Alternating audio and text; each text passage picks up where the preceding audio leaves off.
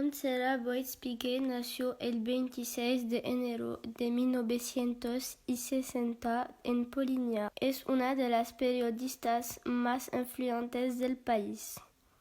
Es conocida porque ha creado los conceptos de ciberfeminismo social y un año después el activismo feminista.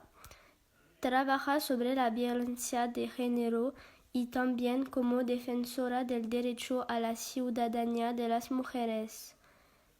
Desde 1986 es periodista de TVE. Montserrat Boix-Piquet es licenciada en Ciencias de la Información por la Universidad Autónoma de Vilaterra, Barcelona. En 1980 ha trabajado en las oficinas de Radio Miramar, ha trabajado con la radiocadena COPE y también con TV3 Canal para escribir un artículo sobre los movimientos islámicos. Ella es también profesora en la Universidad Internacional de Andalucía.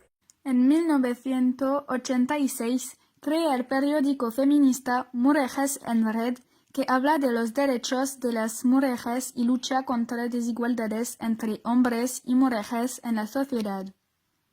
En 2002 publica un libro, Los géneros de la red, los ciberfeministas, con Ana de Miguel, y es la primera vez que vemos el concepto ciberfeminismo social.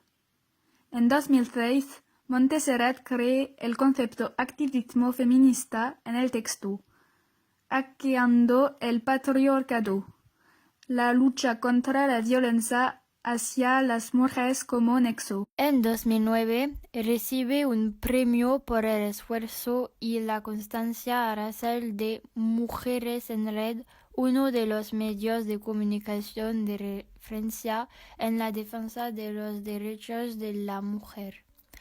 En 2016 forma parte del grupo de las 100 mujeres las más influyentes de España. En conclusión, Montserrat Boix-Piquet es una mujer importante en la vida de las mujeres por hacer muchas cosas para ellas.